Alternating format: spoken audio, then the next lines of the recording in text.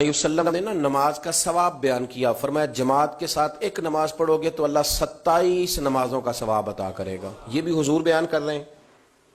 اور ساتھ یہ بھی میرے نبی پاک نے بیان کیا کہ جماعت کے لیے دوڑ کے نہ آنا، نماز کے لیے جب چلنا تو وقار کے ساتھ چلنا، بھاگ کے نہیں آنا۔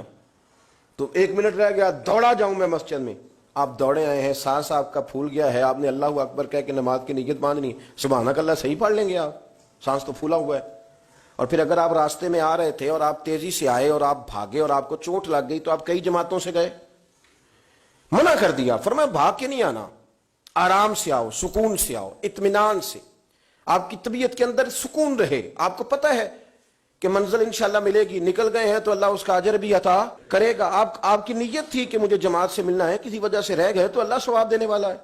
لیکن اس کے اندر بے چینی پیدا کر لینا اور دوڑنا اور بھاگنا اور بہت ساری چیزوں کا شکار ہو جانا۔ وضو کریں سکون کے ساتھ، صحیح وضو کریں،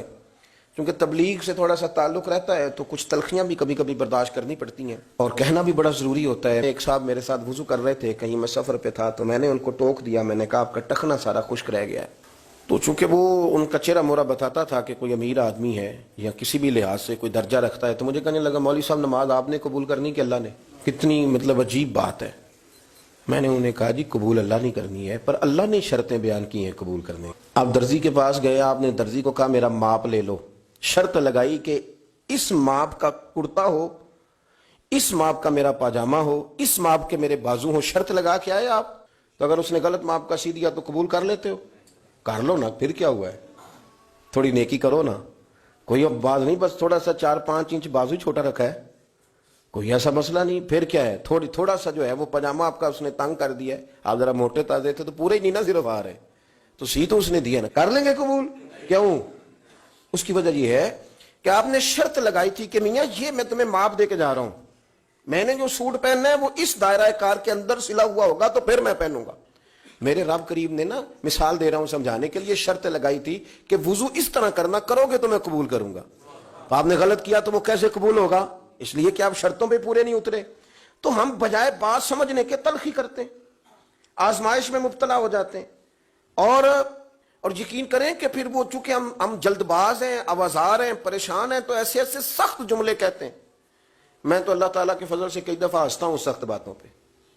اور میرا تو ذہنی طور پر یہ ذہن بن گیا، میں کہتا ہوں یہ پریشان آیا تھا بیچارہ گھر سے، کسی تکلیف میں مبتلا تھا، بات کوئی اور تھی، تو چلو کوئی نہیں، کسی اور جگہ اگر غصہ نکال کے چلا گیا تو ٹھنڈا تو ہو ہی گیا ہے نا، کسی اور سے تو نہ لڑے گا۔ آپ تلخی نہ مزاجوں میں لائیں، اطمینان، سکون، وقار۔ اور میں آپ کو بتاؤں، جو والد ہے، جو باپ ہے، جو بڑا ہے، جو گھر کا بڑا ہے، اگر اس کے مزاج میں جلد بازی ہو، ماں ہو یا باپ ہو، آپ یقین کریں بچے بیچارے آزمائش میں آ جاتے ہیں۔ سارے دکھ ماں باپ کے نہیں ہیں، کچھ بچوں کے بھی ہیں، بچے آزمائش میں آ جاتے ہیں، یار بابا جی سنتے ہی نہیں، ہر بات میں جلدی آئی نہیں، یہ تلخ ہے، یہ کہتے ہیں میں نے کہہ دیا تھا ہوا کیوں نہیں، اولاد پریشان ہو جاتی، اور بچے کہتے ہیں کہ مطلب کدھر جائیں اب، کس سے کہیں، نہ سخت بولتے ہیں اور اتنی سخت بات کرتے ہیں۔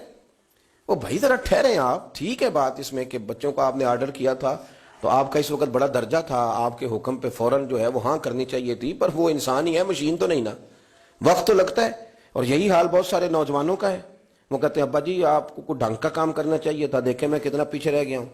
اپنی طبیعت کی تلخی نے آپ نے دوسروں کے دل چیر کے رکھ دیے، آپ نے کسی کے جذبے کا خیال ہی نہیں کیا، کوئی احساس ہی نہیں پیدا ہوا، آپ نے دیکھا ہی نہیں کتنے لوگ آپ کی وجہ سے آزمائش میں آ گئے، آپ کی طبیعت کی جلد بازیاں کتنے لوگوں کی روحوں پر پیر رکھ کے چلی گئیں، کتنے لوگ تھے جن کے لیے آپ سہانے روح بن گئے، پر آپ نے اپنی طبیعت میں ٹھہراؤ پیدا نہیں کیا۔ سنو، ہم مدینے والے رسول کے ماننے والے ہیں۔ حضرت عائشہ صدیقہ کہتی ہیں قربان جاؤں نبی پاک پہ، حضور بات کرتے تو اتنی ٹھہر ٹھہر کے کرتے، اتنی ٹھہر ٹھہر کے کہ اماں جی فرماتی ہیں میں اگر اپنے نبی کے لفظ گننا چاہتی تھی تو میں لفظ بھی گن لیا کرتی۔